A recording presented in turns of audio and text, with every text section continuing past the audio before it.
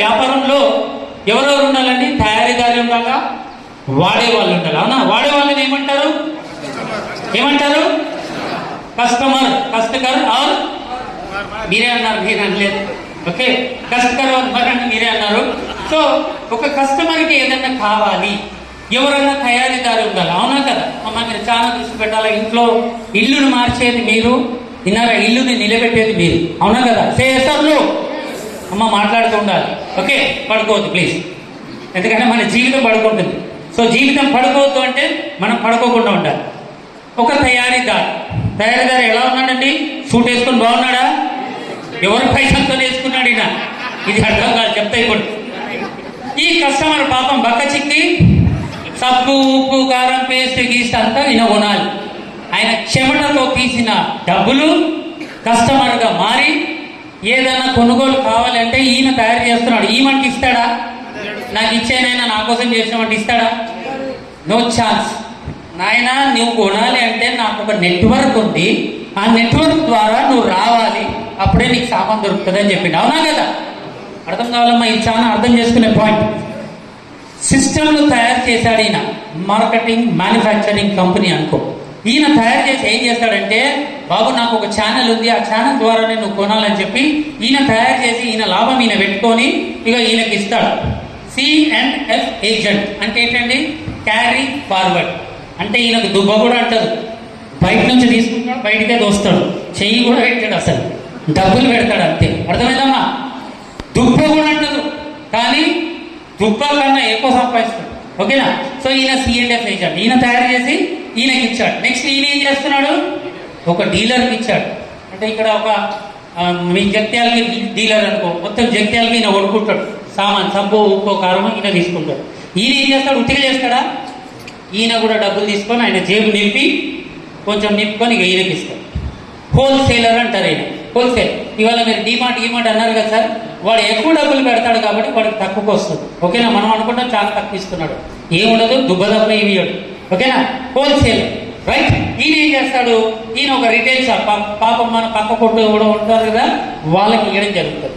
ఈ retail shop ఆయన ఏం చేస్తాడంటే, సార్ నేను కొంచెం, ఈ రిటైల్ షాప్ ఆయన ఏం చేస్తాడంటే, నాయన నువ్వు రా నా దగ్గర కొనుక్కో అని చెప్పి చెప్పడం జరిగింది. ఈయన ఒక్కొక్కసారి హోల్సేల్ దగ్గర కూడా పోయి కొనుక్కోవచ్చు. ఈ సిస్టమ్ చూశారు కదా, మ్యానుఫ్యాక్చర్ దగ్గర నుంచి తయారైన సబ్బు ఇలా చేయి మారి ఈయన చేతిలోకి వస్తుందా? ఈయన చేతికి వచ్చింది. ఈయన చేయికి వచ్చేసరికి ఏమైపోయింది తెలుసా? వీళ్ళంతా ఎవరు చెప్పినా కొనరైన ఆయన మ్యానుఫ్యాక్చర్ ఏం చేస్తాడంటే, ఐశ్వర్య రాయనో అమితాబ్ బచ్చన్నో పట్టుకొచ్చింది.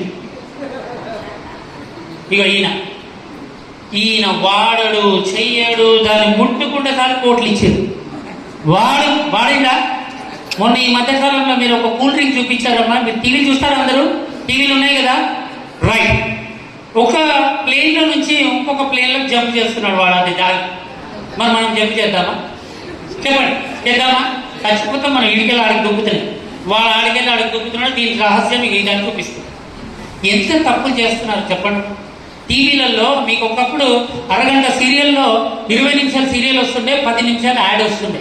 ఇవాళ మీరు ఇంటికి వెళ్ళి చూడండి, ఇవాళ టీవీ పెడితే నేను యాద రావాలా, 10 సార్లు యాద రావాలా. టీవీ చూస్తే ఇవాళ 20 నిమిషాలు యాడ్లు వస్తే 10 నిమిషాలు మీరు అన్నింటికి కూడా రావచ్చు, సీరియల్ కంటిన్యూ చేయాలి.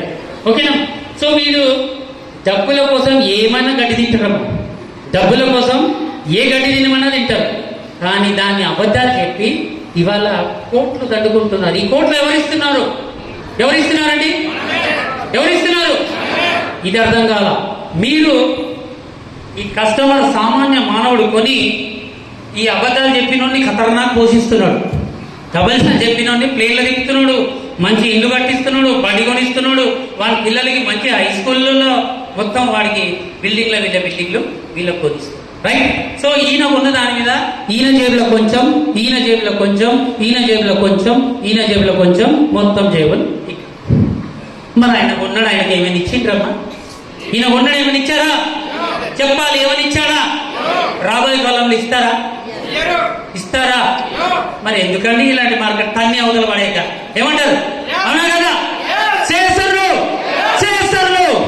తన్నండి సార్ బయట మార్కెట్ ని, చీ అని వెళ్ళగొట్టండి. ఎందుకు వెళ్ళగొట్టమంటున్నా అని ఇప్పుడు మీకు అర్థమవుతుంది. ఓకే, ఈ మార్కెట్లో మనకి ఏం రాదు కదా, ఏమి రాదు, కానీ రోగాలు మాత్రం వస్తాయి. ఇది మీరు గుర్తుపెట్టుకోండి. మీరు జీవిత కాలాన్ని అంతా మీరు పోషించి మీరు మీ ఇంటికి సంపాదించుకు కూడా పెడతారు పక్కన, అవునా? లేడీస్ అయితే పోపుల డబ్బాల, ఆ డబ్బాల, ఈ డబ్బాల ఆయన ఖర్చు పెడతాడని మీరు అంతా దాచిపెడతారు, అవునా కదా? ఏదో ఒక రోజు మన శరీరంలో ఏదన్నా ఒక అవయవం డ్యామేజ్ అవుతే బయటికి తీయాలన్నా అవుతా. తీయడమే కాదు, సార్ 1 లక్ష ఉండి, సార్ 50,000 ఉండి ఆయన బాగా అయినాక ఇస్తా అంటారా అన్నారా? అప్పుల బారిన పడతారా లేదా? ఆయన బతకాలి, హాస్పిటల్లో ఎంత ఖర్చు అయినా సరే సార్ నేను పెడతాను, నా ఆయన బతకాలి, నా ఆవిడ బతకాలి చెప్తారా లేదా? మీరు చెప్తారా లేదా? బతకడానికి మనం ఎన్ని డబ్బులు కూడబెట్టినా తీసి మొత్తం కుమరిస్తారు వాడి ముందు. బతుకుతాడా? ఎందుకు? కల్తీ మొత్తం డ్యామేజ్ అయిపోయింది లోపల.